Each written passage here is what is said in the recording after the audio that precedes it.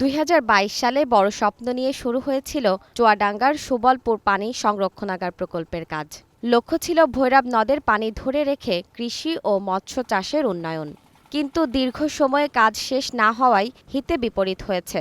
অপরিকল্পিত বাঁধের কারণে বৃষ্টির পানি নামতে না পেরে জলাবদ্ধ হয়ে পড়েছে সুবলপুর, পাটাচোরা, কাঞ্চনতলা সহ অন্তত ৬টি গ্রামের ফসলি জমি। এলাকাবাসীর অভিযোগ, প্রভাবশালী রাজনৈতিক নেতারা কাজ শুরুর পর নদের মাটি কেটে কোটি টাকা ইটভাটায় বিক্রি করেন। অতিষ্ঠ হয়ে গত কয়েক বছরে অন্তত ৩ বার নিজেরাই ঐক্যবদ্ধ হয়ে বাঁধ কেটে পানির প্রবাহ নিশ্চিত করেছেন কৃষকরা। মাটি কাটা শুরু হলো এবং গণ্যভাবে কাটার কারণে মাটির আর প্রসেসিংও ঠিকমতো করা হয়নি। মাঠে হয়তো ১ বিঘা আছে, ওই ১ বিঘা জমি আমাদের ভেঙে গিয়েছে। চুয়াডাঙ্গা পানি উন্নয়ন বোর্ডের তথ্য মতে ২০২৩ সালের জুনে কাজ শেষ হওয়ার কথা থাকলেও মেয়াদ বাড়ানো হয়েছে ২০২৬ সালের জুন পর্যন্ত।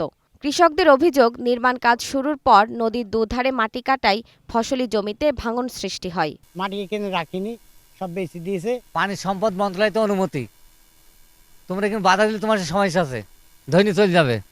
অত্যাধুনিক যন্ত্রপাতি ব্যবহার করে নদীর ক্ষতি না করে সংরক্ষণাগার তৈরির ব্যাপারে উদ্যোগ নিতে সংগঠনের পক্ষ থেকে সংশ্লিষ্টদের তাগিদ দেওয়া হয়েছে, জানান জেলা নদী বাঁচাও আন্দোলনের সভাপতি। দ্রুত কাজ ধরে দ্রুত শেষ করে যাতে নদীর ক্ষতিটা পরিমাণটা অল্প হয় সে বিষয়ে খেয়াল রাখা দরকার।